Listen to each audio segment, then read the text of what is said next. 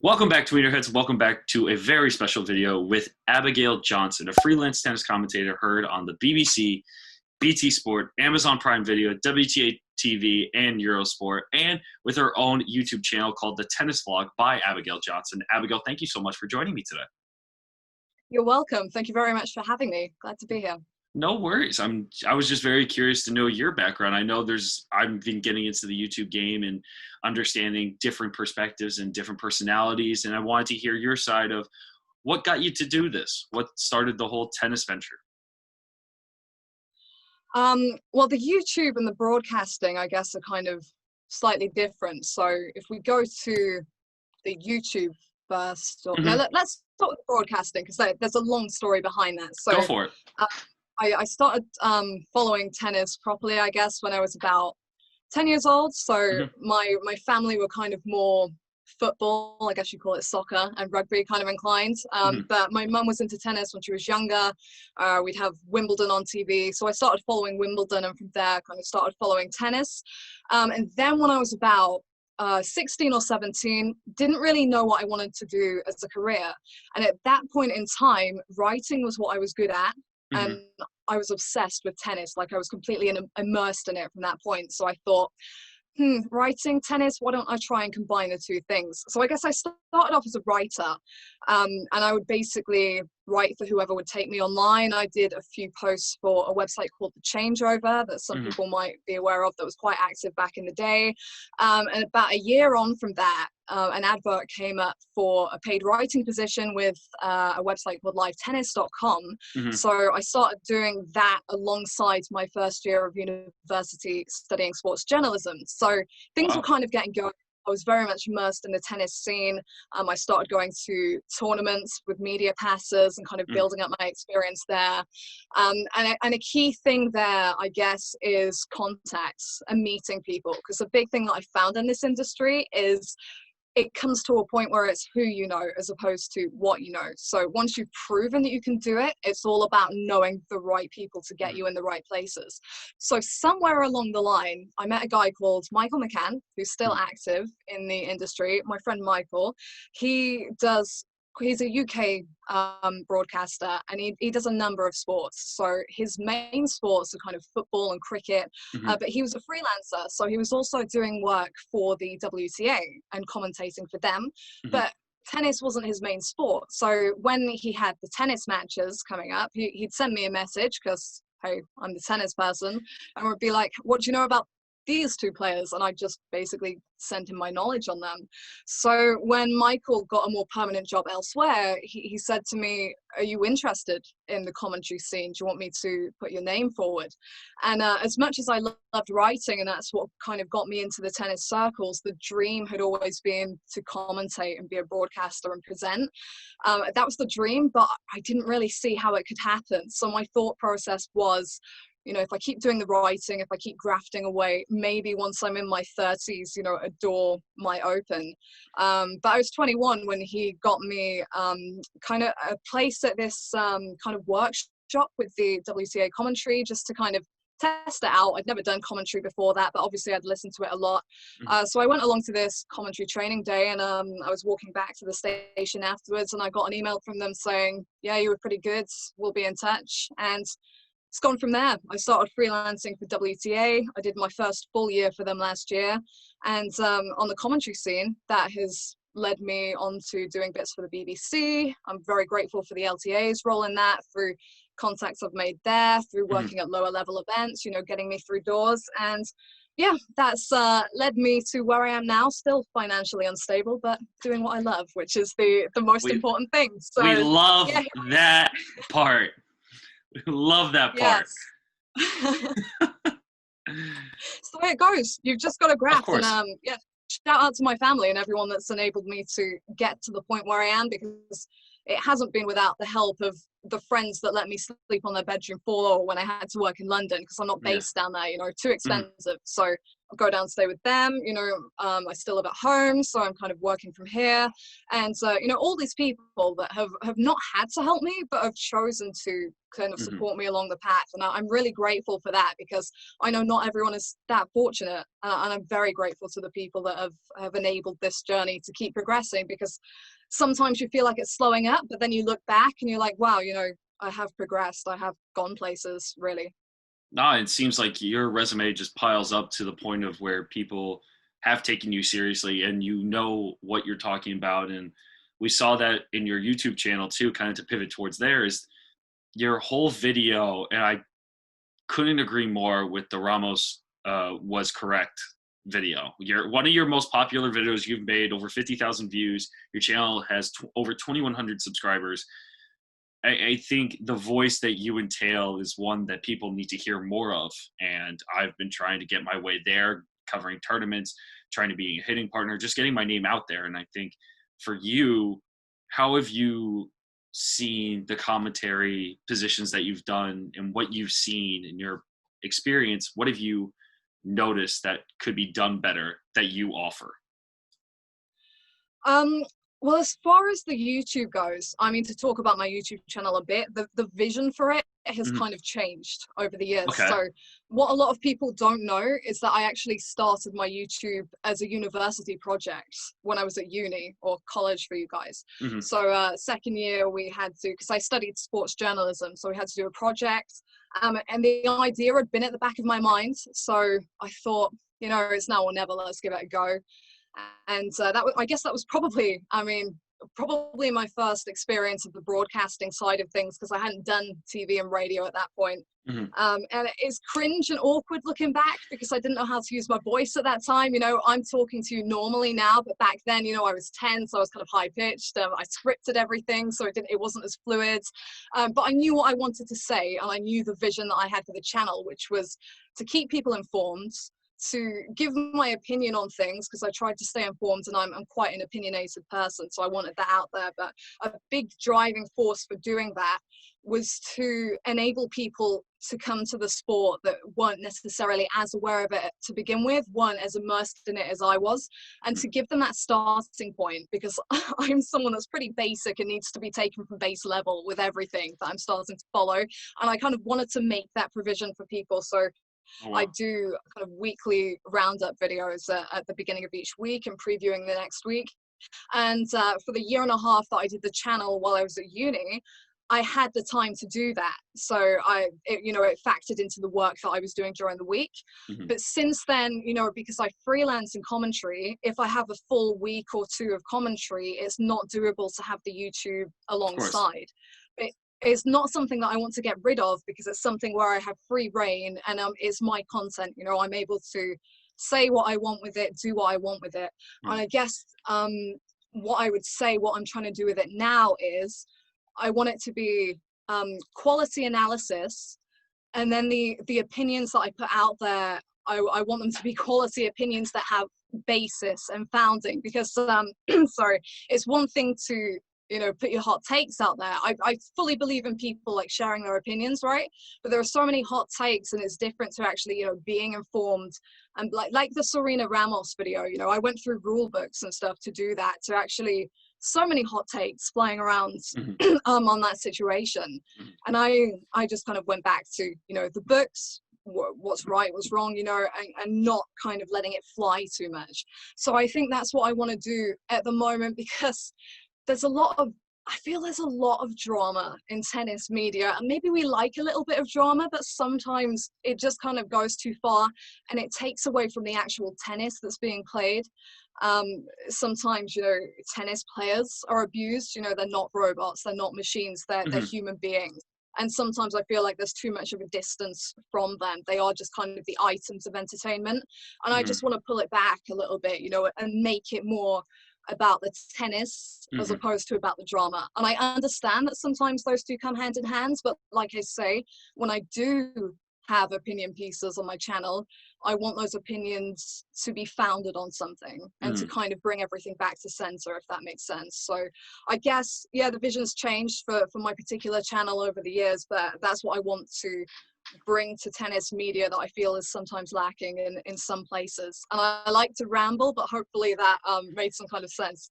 No, it did. And I think one thing that if people that are watching this are on the tennis Twitter, I should say, and they follow Matt Racquet, who made Matt Racquet, and Matthew Willis, he had a very good tweet that I screenshotted, and I remember so specifically, is that tennis always becomes popular in the regular media, or general media, I should say, for the wrong reasons. Yeah, we saw it with Serena Williams. We saw it with Novak just this past U.S. Open. And it doesn't seem that tennis gets the glamour that other sports do because of how clean-cut the sport has always been. So when there's a little bit of drama, when there's a little bit of controversy, when there's a little bit of something that's not normal, they jump at it because it's like, oh my God, this is happening in tennis, rather than let's take away from like Rome. I talked about how Djokovic got over the hump of the U.S. Open, but in reality, the main match of that entire tournament were both involved the same person, Diego Schwartzman. Schwartzman overcame Denis Shapovalov and Rafael Nadal in the same tournament. And how do you overcome Rafael Nadal on clay? You don't. Diego Schwartzman just played out of his mind. So people take away, in my mind, some of the wrong things. So that's how I see it when it comes to your vision of trying to take away from the drama and bring it back to the reality of the sport. Yeah, absolutely. That's what we want to do. And yeah, people, I understand, you know, it's easy for the mainstream to kind of run with a surface storyline because they know what gets the clicks at the end of the day. At the end of the day, you know, the general public are as much to blame as the media because they're the ones that are providing the statistics that make them kind of keep regurgitating and writing the same, sometimes lazy stuff, if we're fair. So, yeah, I think that tennis as a whole needs to be appreciated for what it is. And that's why I go so deep on the analysis, you know, and just looking at the physical tennis as opposed to the drama that surrounds it. You know, what these guys and girls do on a daily basis is phenomenal. They devote their lives to playing tennis of this kind of standard, and they should get more respect for that, in my opinion. And that's what I'm trying to look to do at the moment, to kind of bring that respect back. I love that. And for you, did you play tennis? Did you play ever competitive tennis? No, I was actually a latecomer to tennis. I didn't have, I mean, I was absorbed in watching it, etc., from a fairly young age, I guess, but I didn't have my first tennis lesson until I was 15. Okay. And then it got to the point where I was playing probably 7 to 8 hours a week for a few years. And then as the work has picked up, like I'm traveling a little bit more. I don't go to the junior sessions anymore because I've graduated, too old now. So I don't spend as much time on the court as I did, but I do make a special effort to get down there. And I have done quite a bit recently, actually, just because I find that you can give so much more insight and input when you've been on a court. It doesn't matter whether you're playing a club level match or whether you're playing a futures match, ATP, WTA level match. It's putting yourself in those situations that the players will be in, experiencing. I mean, I've played some club level matches recently for the first time in 5 or 6 years, tight as a drum, more double faults than Alexander Zverev, to put it into context. Very, very bad. And you have a feel for how mental and physical the sport is in a way that you can't appreciate if you haven't stepped on that court. So even though it is very depressing and humiliating sometimes, I do make the effort to go down and put myself in those match situations so that I can bring that kind of first-hand insight when I'm commentating, even if I haven't played tennis to the level of the people that I'm talking about. I totally agree. And that was one of the things when I first started this channel. I did something similar. I started this channel in university, probably my junior or senior year. And I remember talking to one of my friends that I played club tennis with. And somehow from club tennis, I was a hitting partner for Andrei Rublev at this year's Indian Wells. So somehow life threw that at me. But for me, when we talked about that when I first started was, do we think people who have played in the past have a better insight or commentary on a match rather than someone else. And to that degree, I would say yes to a certain point. When you can provide more insight than someone else, I think if a reporter is just stating facts and what they see on a surface level rather than everything else, I think they are totally biased and completely wrong sometimes. Mm-hmm. I mean, that's fair. I think it's important to remember as well with the commentary, especially if you have two commentators, the roles are different. Mm-hmm. So a lot of the time, I've actually been in positions recently where, no, I'll start from the beginning. I get ahead of myself. Two roles in commentary. Go for it. You've got the lead commentary. If you've got two people, the lead commentary, their role is essentially to anchor it, to kind of host it, to explain who the players are, to give the relevant statistics, to kind of provide the initial reaction to a shot or a good rally. Okay. And then you'll have your color commentator that's generally a former player or a current player or a coach, and they've got more technical insight to add to that. It's different if it's one person on their own. A lot of the WTA freelance commentators, you know, same for the ATP, people on their own that kind of have to cover both roles. So I would say that it's very helpful to have a degree of technical knowledge for that, which is what I try to do. It does then make it more difficult when I'm with someone else and I'm doing the lead commentary, because sometimes I can go too far onto the side of the color commentary. Sometimes because I'm feeling it, sometimes because I don't want to look stupid. And then you're kind of taking some of their role away from them. So it's something that I'm still learning to kind of, you know, stay within my lines.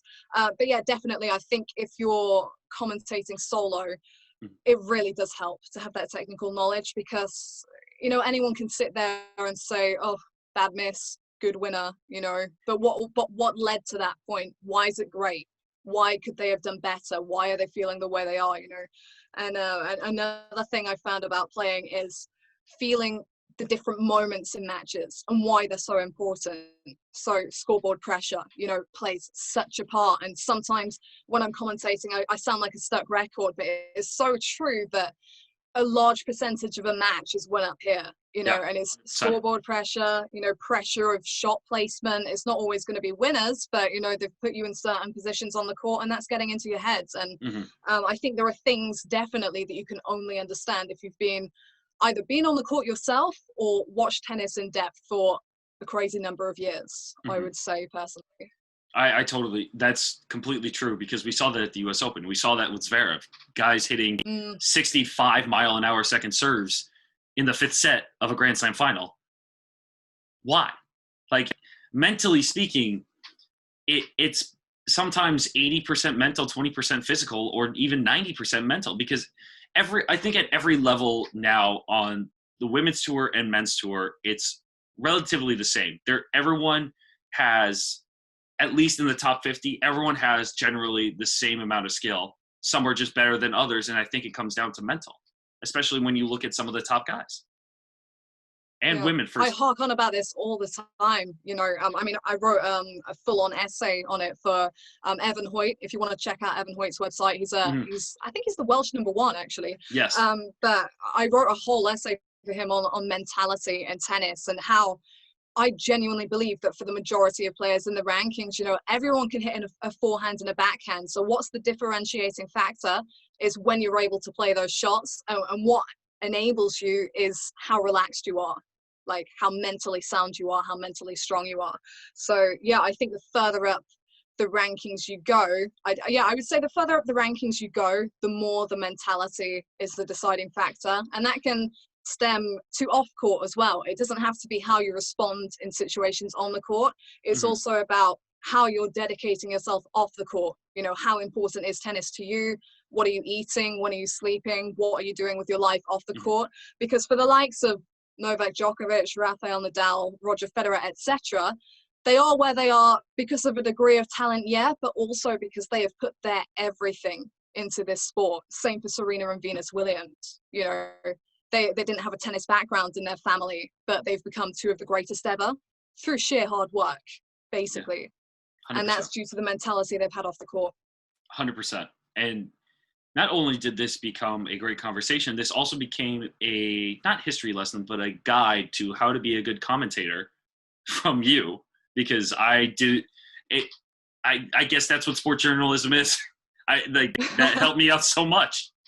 Oh, well, thank you. I'm glad it got somewhere. Sometimes when I have this ability to, if it was just me in this room, I could go and go and go. So sometimes I kind of lose where I am myself, but if it provided some kind of insight, I'm glad. No, it definitely did. Yeah, It definitely did. good. Trust me. If you knew what it was like to teach adult clinics and you have to talk for an hour and a half straight to keep the conversation going and entertainment flowing, you definitely can do it. Okay, good to know. What's been your favorite match that you've commentated? Because did you do Battle of the Brits? I did. So there were two versions of Battle of the Brits. Yeah. This was probably my highlight of lockdown. Okay. So do you want me to take you through lockdown? So yes, show me. Lockdown was pretty quiet. At first, I was really gutted at first because I finally felt like I was making some fairly big strides. I had BBC gigs lined up and stuff, and they all got thrown out the window. So I essentially had nothing for the rest of the year and expected nothing. But my good old friends at the LTA got me on board for some BBC streamed events, just domestic UK events that were going on. So there was the British tour. And then Stephen Farrow, wonderful director of the event at the Queen's Club, heard me doing British tour and suggested that I do the Battle of the Brits team tennis, which was probably one of the best weeks of my life. Like, it was incredible, and especially so special because it was in this bubble, obviously, and I was one of very few people that got to witness those matches in the flesh, and it was such a special atmosphere. I will probably never forget the moment on the Monday, the first day, and it had been raining outside, so it was an outdoor event, but they had to move it inside, and within the space of a minute, I think the past decade of British tennis just piled out onto the courts, you know, pretty much the majority of the big names of that time. And that doesn't happen, you know, they're all spread out competing in different places, and then you've got all these big names in one place, getting involved in a way that you just wouldn't see them on the normal circuit. You know, I kind of alternated at Battle of the Brits between commentating on matches and hosting matches, so kind of doing the announcing of the players onto court. Nice. And doing the interviews on court afterwards. And during those matches, I think some of my favorite moments of the week were when I was hosting for the evening match, because the evening matches were just dramatic and the best. And I would actually go onto court and I would sit right behind the umpire's chair. So I'd have the British Bulldogs on my left and the Union Jacks on my right on the benches watching the match. And they got so involved, like the atmosphere, you know, it was just the players, but the atmosphere was, if there was a roof, the atmosphere would have gone through it, like, so good. The trash talking was immense. I heard every single word. They probably wouldn't have been so forthright with it if there had been a crowd there. So I knew I was in a special atmosphere there because, you know, if this event happens again, there is going to be the crowd, you know, there's going to be this difference. And they knew everything they were saying wasn't going to be picked up on BBC. So they were quite free with the insults they were hurling, and it was an experience. I really missed it actually for the few weeks after. But yeah, Battle of the Brits team tennis, such a unique event, great concepts by Jamie Murray. He really, I think, really locked into something there, and I wouldn't be surprised to see it returning. But in terms of my favorite match I've commentated on, as far as profiles go, you know, over the years, like an old timer, last couple of years that I've been commentating for the WTA, I do a lot of the outside courts. I've done a few center court, but I do a lot of the early rounds outside, which I've appreciated because I have a real passion for kind of the lower levels of the game and giving them more of a profile because the talent is there. And I've seen some great matches at that level. There's a match actually that I remember from last year in August at the City Open, Washington, between Shea Su Wei and Varvara Gracheva, who actually just made the third round at the US Open. Fantastic. What year was that? Competitive match. That was 2019, that match. It was, I was there. Whether it was a quarterfinal. No I was way. There. You were not there in the crowd? At the City Open in 2019? I'm pretty sure City Open, that's Washington, D.C., yeah? Yeah. Yeah, that would have been the one. It was a night match. I commentated on that from London at probably about 5 a.m. It was like a 2.5 hour match, and I didn't even care because the levels of drama and competition were just fantastic for both of them. I was there. I covered the entire tournament. I don't remember Did you see that match? I don't remember it. Why do I not remember this? Catch the highlights on YouTube. And actually, I kind of only had 40% of my voice at that point, because actually the worst commentary week of my life, because I lost my voice on the first day. I remember I was doing the Coco Gauff and Katie McNally doubles. Yep. And I had nothing left. I was just croaking. And God sent the rain, and I had a break. And I literally saved my life. And then that sounds like I commentated on. It was crazy. I then commentated on Bouchard Davis afterwards, and sounded like Joe Conter. I couldn't recognize my own voice. It was horrendous. And yeah, but I mean, horrendous week. But that match was memorable. And at Battle of the Brits, there were tons of great matches. The mixed doubles were highlights. That was fun. Because they were scheduled later as well. We all said, it was kind of scheduling genius from Jamie, because he made sure that the last match of the day was the only match happening. So all the players got around for it. And I think that atmosphere really got the players on court going. And there was a crazy moment on the first day when I think Jamie and Heather Watson were up 8-2. And then Joe Salisbury and Harriet Dart won 8 straight points to win. I could not believe.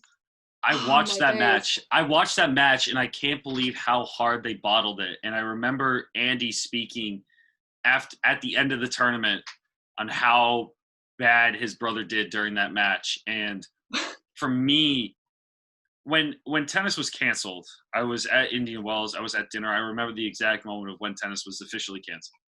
And to have a tournament like Battle of the Brits, and I think you summed it up in the perfect way possible. When you have 10 years of tennis walk through the same door, and it's Grand Slam champion Andy Murray, it's doubles Grand Slam champions, it's the next generation for British tennis.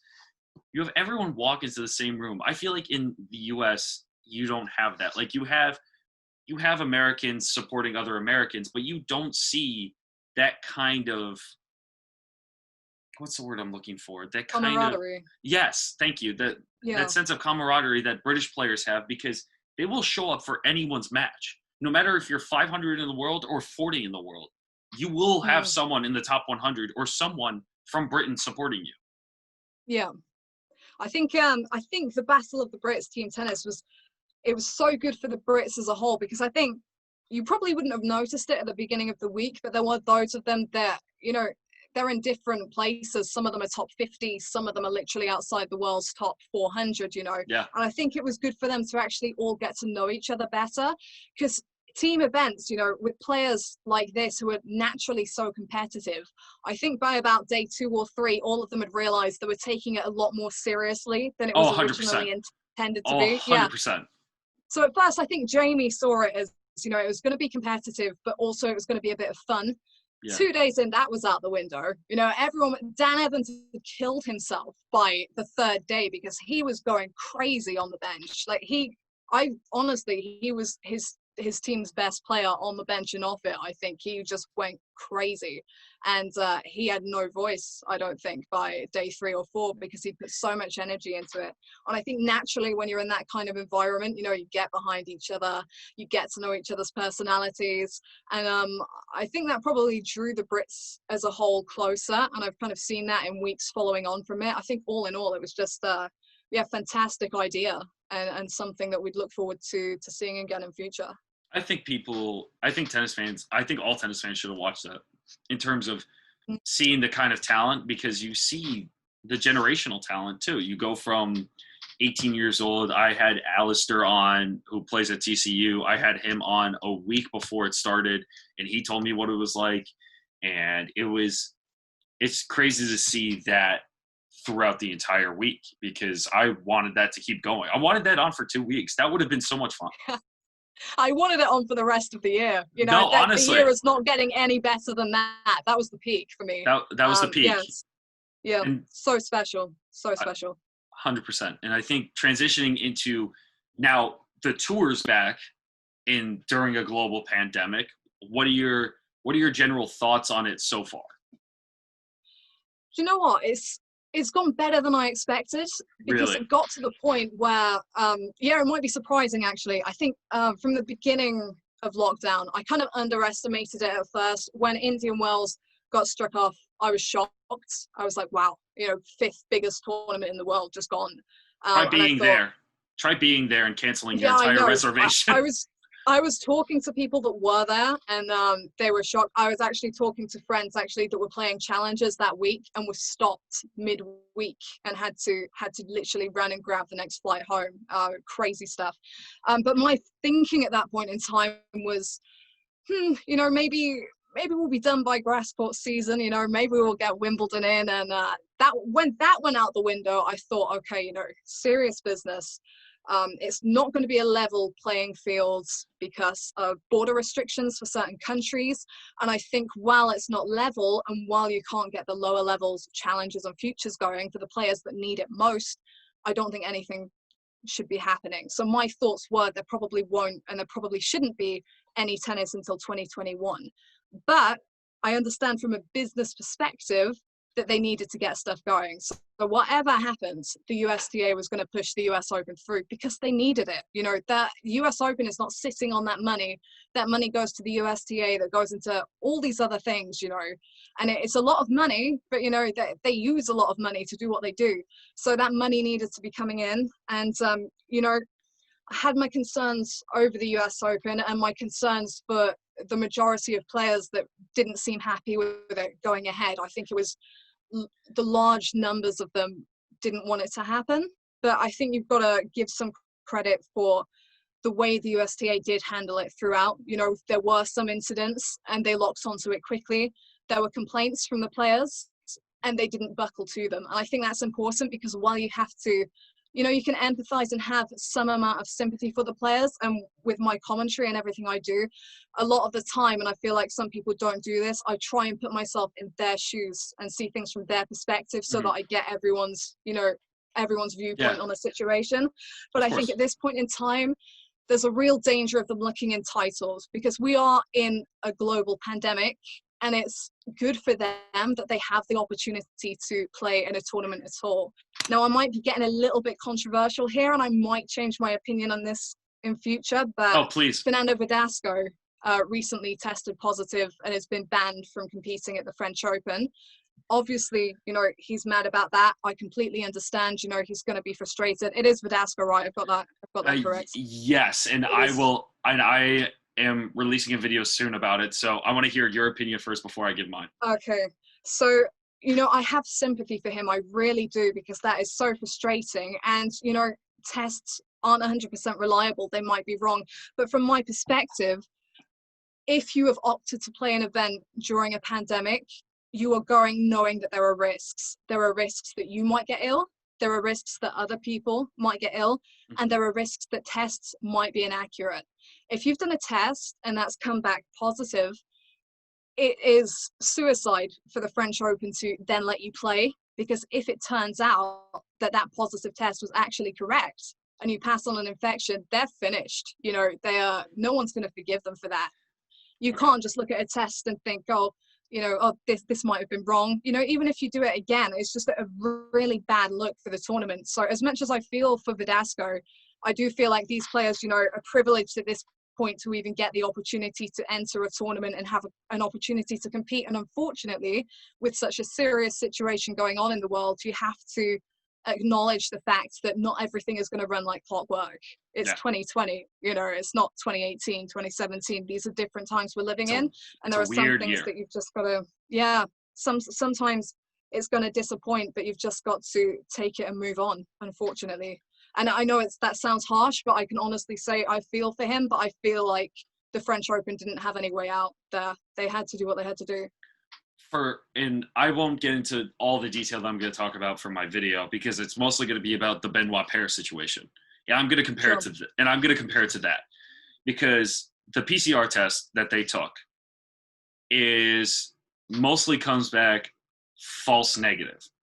Or actually, I'm going to scratch that completely, because I'm not going to quote myself on it, because the person I had on explains it all. The fact that he got two to three other tests after he tested positive were negative, and the test before he got to Paris were negative, and that the contaminated positive test that he might have had doesn't allow him to play, what does that do about the whole U.S. Open situation? The whole U.S. Open situation was just a shit show. Excuse my language, but seriously. The fact that they had a whole bubble of 11 players that still played a round, Landanovic played a round after being in contact with him, the whole Manarino situation of him being 4 hours late to his match because he had to consult the White Plains or Westchester County health director because of what happened. That's why his whole match was delayed against Zverev, because they had to make sure that he was okay. But why not? Why didn't you default the 11 people that were in contact with Benoit Paire? Benoit Paire went to Hamburg. He was tested positive twice and then one negative, and he was still allowed to play Hamburg against Ruud and then withdrew because of illness at 4-1. And you're telling me you're allowing him to be around those people while he's contaminated, and then you're going to allow him to play the French Open as a 29 seed? No, this is the issue with inconsistency, right? That's what I mean. Yeah, the issue is with inconsistency. I was just shocked when I saw that Paire had been allowed to play, and that he was freely talking afterwards about what had happened. And that's what I mean. Thank you to everyone that allowed me to play. Going back to the U.S. Open, again, with the players in that situation, they didn't ban the 11 because they'd not tested positive, right? So they were kept in tight proximity. They were kind of isolated, and then all they were allowed to do, right, is go out and play their match, which Mladenovic was moaning about. And this is another situation where I try to have sympathy, but at the end of the day, you are fortunate to be able to play anyway. I thought so take too. It however it comes. Her situation was a little bit different. Not a little bit different, but for her as the one seed of the U.S. Open doubles with Babos, and her playing her singles match, losing the singles match, and then has to withdraw, and then she's complaining. Look, there's a whole, and I guess that word you use, privilege, comes with not with all the players, but some of them do feel entitled because the tours are based around them. But in terms of you're playing during a global pandemic, and the fact that this is even happening is something that you're very fortunate to be a part of. Yep. A lot of the players on the Challenger or ITF tour are literally risking their lives to pay for their ticket home. So yep. You're telling me that the $500,000 that you have in your savings account is not enough to help you survive for another month, when your sponsorship money is really putting in most of the money that is allowing you to play? Don't give us that crap. You have people that are advocating, like Noah Rubin and all these other players that are lower ranked, talking about how the higher ranked players have exceptions in all of this. The fact that the Indian Wells situation happened where half of the players, at least some of the top tier players, knew before everyone else that the tournament was being canceled. Rafa and Novak, I heard, were already left the grounds and took off before the tournament was even announced. And you're telling me it's a need to know basis? Don't even get me started on Serena Williams getting this surface shipped to her house from the U.S. Open. That made me more pissed than anything else that happened during that impromptu U.S. Open press conference.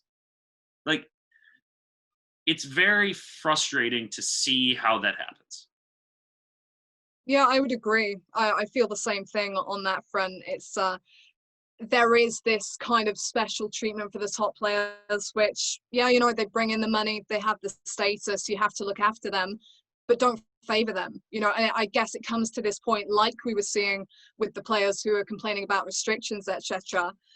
They're not recognizing that they're even fortunate to be in the position where they have the opportunity in the first place.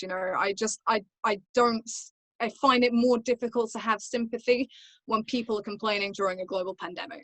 Let's put it that simply, because, to be there in the first place, I bring it back to this, there are going to be risks. It is not going to run smoothly. And if it doesn't work out for you, that's tough, that's rough, but people have to do what they have to do. And 100%. Yeah, that's where I leave it, really. I totally agree. And to kind of conclude this video with you, Abigail, is the French Open. I made a predictions video, and I still think Rafa and Novak are my favorites, at least on the men's side. The women's side, I really have no idea. It really could be Serena's to win or Simona's to lose. I really have no idea. What are your thoughts on this year's French Open? Should we start with the men's? Because that's easier. Yes, please. Please. Okay. It seems very straightforward for the men. Yeah, I mean, I've got to go in there with Rafael Nadal as the main man for obvious reasons. 12 titles. He's always been my guy going in, even in 2015 actually, which was the off year for him. And Djokovic beat him in the quarters, straight sets, I think, as well. Just because you can't overlook him at his favorite venue over best of 5 sets. I think that best of 5 sets is key because very few players can sustain their level, their fight, their tenacity over those 5 sets the way that Rafael Nadal can. 100%. And usually he doesn't need to go that distance anyway. The one concern that I have for Nadal, I know some people are concerned about his lack of preparation. For me, I don't think that's a major issue. He made the decisions himself to forgo the US Open, clearly something he was comfortable with. And I think sometimes it's played down actually how he sustained form over the last couple of seasons, last 3 seasons across the board, across all 3 surfaces. He's brought a pretty high level. I wasn't concerned that he lost in Rome because I think, you know, for most of the title contenders, I think it's always good to get a loss out of your system ahead of a slam because it shows you what you need to work on. It gets some of the rest out of you. You know, you felt the loss and it's very clear what you need to kind of improve and work on going forward. So the loss itself, particularly against a player like Diego Schwartzman, who I'm glad is getting his moment in the spotlight because he's one heck of a player. And the level he brought on that night was phenomenal. He was Absolutely. so, you know, so composed and so able to just keep reproducing. And that's the battle against these players. A lot of players have the level to go toe to toe with them, but can you reproduce it point after point after point? And that's what makes best of 5 sets so difficult. So credit to Schwartzman.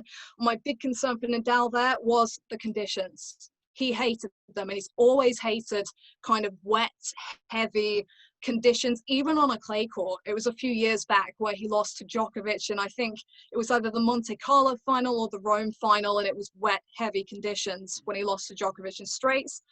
Looks like it might be similar conditions in Paris. So if there ever was a moment to take Nadal down at the French Open, this is it. You've got to look at who are the most likely people to do that, though. If he did go up against Djokovic in the final, the likelihood is, if we're going to go on previous form and form at the moment, even though he hasn't had any clay court warm-ups, the likelihood is that Nadal would have gone through Dominic Thiem in the semis to get there. And that would probably have toughened him up. Whereas Djokovic, you know, it's not, his half is, yeah, it's not as heavy, you know, his half of the draw. I think we can all agree on that. And he probably, I might be wrong here, but he probably will not have been tested in the lead up. So how will that affect him if he comes up in a big battle against either Thiem or Nadal? Now, I think I'd take Djokovic over pretty much everyone at this point except Nadal. I think that I would still go with Nadal on that front just because of his history and because of his fight.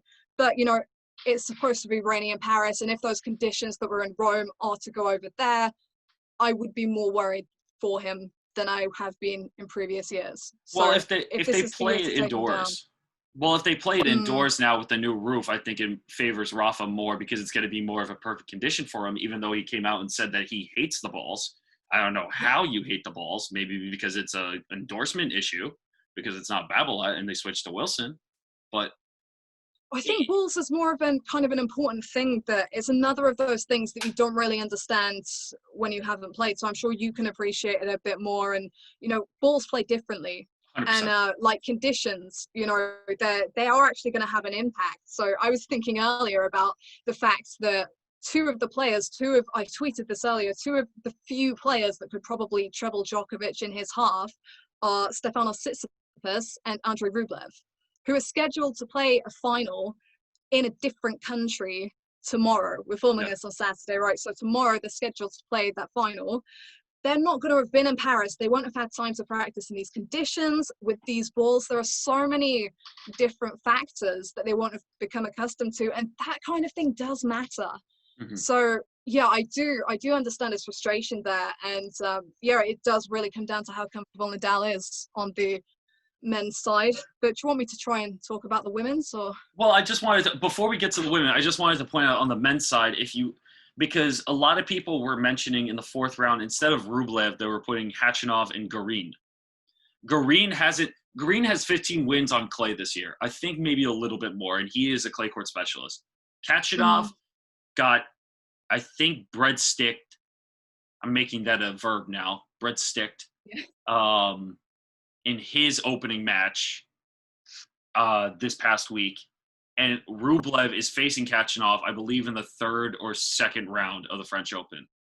And then he would most likely meet Tsitsipas in the semifinal.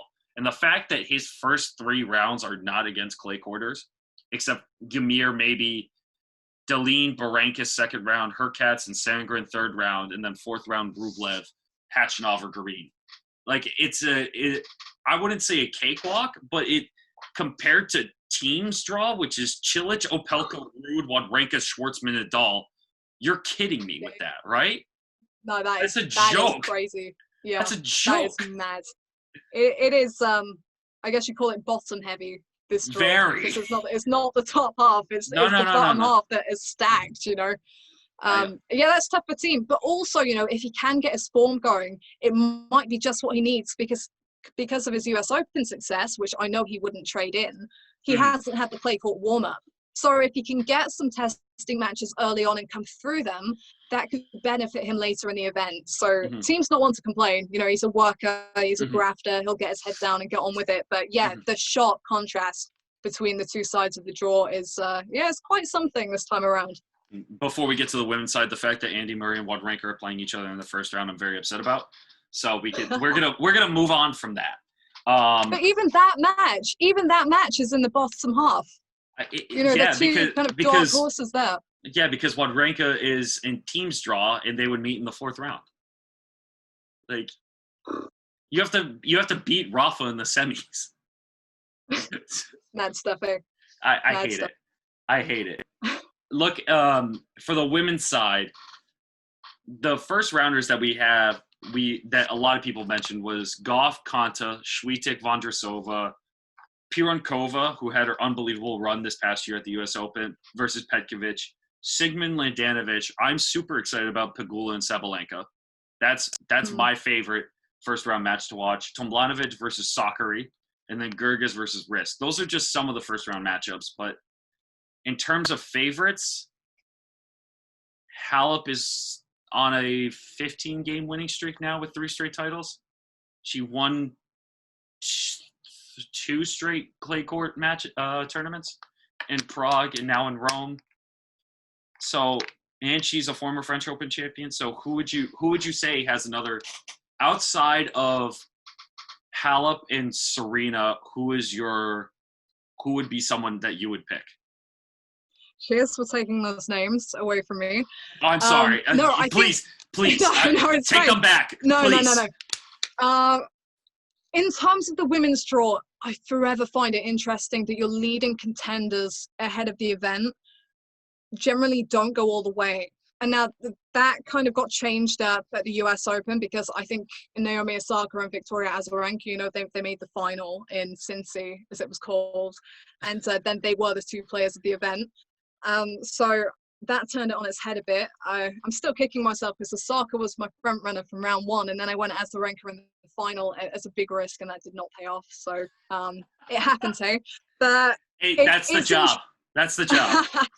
It's interesting because I feel like this one's even more open because you've got Naomi Osaka, Bianca Andreescu, and Ashley Barty, who are emerging as some really steady players at the top, and for various reasons, none of them are there. So I think that opens it up. Halep is a lead contender, but then is she too obvious? I think there's always the question of the French Open of, is it too obvious a choice? I would say Serena is less obvious because a lot of people play her down on clay, and obviously she's starting to develop this pretty nasty record back end of slams. For someone like her who used to be rock solid on those stages, it's very different now. Before I comment on other players on the draw, one thing I would say regarding Serena is I don't think people should be so quick to write her off on clay because something that she struggled with recently, back in her day, 2013, when she was on top, she was finishing so many points so quickly, aces, 1-2 punches, balls that weren't coming back. Her difficulty at the moment, and I noticed this particularly during her match with Azarenka at the US Open, when she's not finishing those points from the forecourt and the ball is coming back, she's then in uncomfortable positions and she's not able to finish, and the ball's kind of flying too fast for her. Whereas on clay, you know, she's not quite as quick on her feet as she once was, and clay gives you that little bit of extra time to get to the ball and position yourself.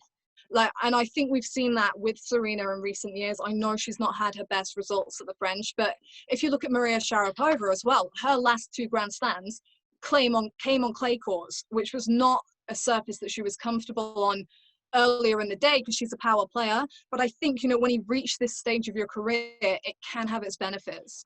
So I would say don't be so quick to write Serena off, even though I am less convinced by her now than I used to be. She's still Serena Williams and she thrives with her back against the wall. So I'm not writing her off. But like I say, particularly at the French Open in recent years, actually, the winner tends to be more unpredictable.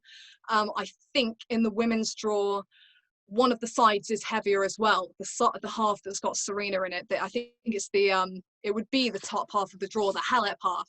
That's the heavy half for the women. In the Pliskova half, you've got less notable names as far as clay court players go anyway. I mean, you've got your Garbine Muguruza, Petra Kvitova in there, but not your Victoria Azarenkas, Simona Halep, Serena Williams, etc. So I think that the Halep half is marginally more competitive. So my thoughts there were it would probably be quite typical if someone from the less loaded half came through and played a really good final to win. Muguruza is always a name that sticks out for me at the moment, and I think she proved why at the Australian Open when she took a lot of people by surprise by making that final. Obviously, she's a former winner here. She's not looked standout coming in, but she's proved she still has the level. She did beat Azarenka the other week. So she'd be someone that I'm keeping an eye on. I don't dare pick any outright winner for this one. Really? Because, I really don't. I think there are just too many that could conceivably do it.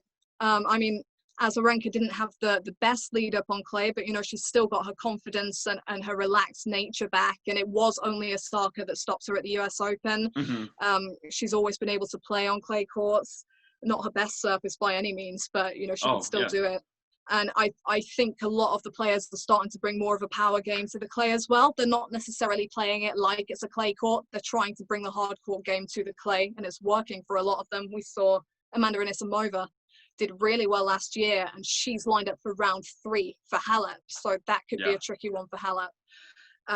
But yeah, you know, you've got Muguruza, you've got Stevens lurking in that bottom half. She's not been in great form, but again, former finalist. It's those kind of players that have kind of the status that lines you up to be a slam champion, because it's not completely surprising, but they wouldn't be your first picks. I'm not going for the likes of Pliskova and Svitolina, who I personally feel, they might prove me wrong, but I personally feel they're the ones that always get close but never quite cross the line.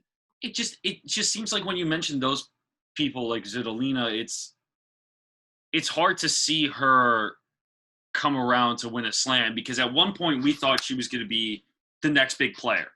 She was on top of her game. She looked really good. And then all of a sudden she wasn't hitting her stride. Yes, she won her 15th WTA title today against Rybakina. But then again, Rybakina has also been a silent killer. And I've been picking her as my dark horse for the last 2-3 majors. But every time I do, it goes completely awry. And yet Rybakina has, I think, over 25 wins on tour right now. 25 on the tour level. Yeah, this is the thing. You never really know. And I thought Vondrasova's game on clay suited her super well as a tricky lefty who has power, who has the corner shots as well. Makes it a lot easier for her to win on this surface. Yeah, she plays Swiatek in the first round, but honestly, her and Anisimova last year deserve a lot more credit than people give them. Anisimova was, I think she was a set and 3 love up on Barty, wasn't she? In the semis before she lost. And then Barty won the whole thing. I think people forget how close Anisimova was. And, you know, there's been a lot of talk about Coco Gauff, but Anisimova was 17 at that point in time and she nearly won a slam. She did not get the press for that. She didn't. It wasn't there. I that's something that I have always struggled to talk to people about because people don't understand that. But here's the thing, especially in the US network market, a lot of people, I should say, watch Wimbledon more than Roland Garros. So when you have American media watching Wimbledon versus the French Open, Coco Gauff came onto the scene much quicker than Anisimova. And Gauff won Linz, and she won DC doubles with Katie McNally, and she beat Venus twice in 2 opening rounds. So it was like the magic formula for her to gain stardom over Anisimova, who was 17 in Paris. So from a marketing standpoint, yeah, I can see why Gauff got more attention than Anisimova, but I also think Anisimova needs more attention, maybe just as much as attention as Gauff sometimes. 100%. You know, she's built herself up, and, you know, I've spoken out a lot on Gauff, and I don't want to look like, you know, I don't want to look so negative because, you know, the girl's done nothing wrong. She's been so dedicated. Yeah. She's been working hard. She's been on the scene since she was 13, and she's going to be a player, and, you know, she's doing great things, but the media have ruined it because it's been blown into overhype. You think about it, she's never made a slam quarterfinal. You know, she hadn't beaten a seeded player at a slam. The status of Venus Williams, the sky's the fact that I don't think she'd beaten a seeded player or a top 10 player at least at a slam until that horror show against Naomi Osaka at the Australian Open, where Osaka was mentally nowhere, just couldn't get a ball in the court. That was such a bad match. That was such a bad match.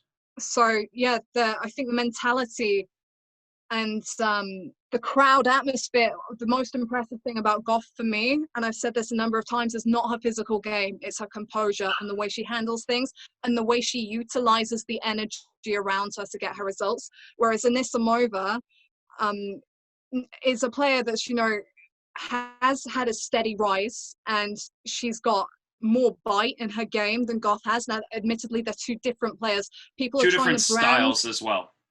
Exactly. So people are trying to brand Coco Gauff as a big power player because they want to follow the narrative that she's the next Venus Williams, the next Serena Williams, but they don't play the same. You know, she's more of a counterpuncher at the moment, whereas Anisimova is a power player, you know, and she does have the good serve. Her backhand is brilliant when it's on, and she's a more complete player for sure at the moment, as you'd expect, because she's older, but, you know, she's still young. She's still done great things at a young age that has been brushed over. And I think what you say about the tournaments that people follow, that probably has had an impact. I 100% agree. And let me just bring over a special guest because she won't stop screaming. Can you say hi? Hello.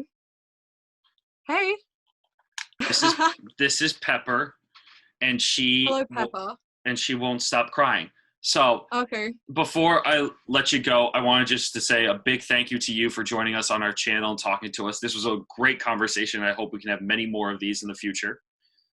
If you guys want to check out Abigail, I'll leave all the links to her website, her YouTube channel, her Twitter, everything.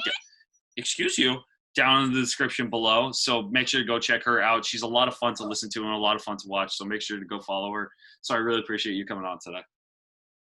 Oh, thank you. No, I really enjoyed it, and thanks for having me. And yeah, it's been a good chat. So thank you very much, and thanks for the kind words. No worries.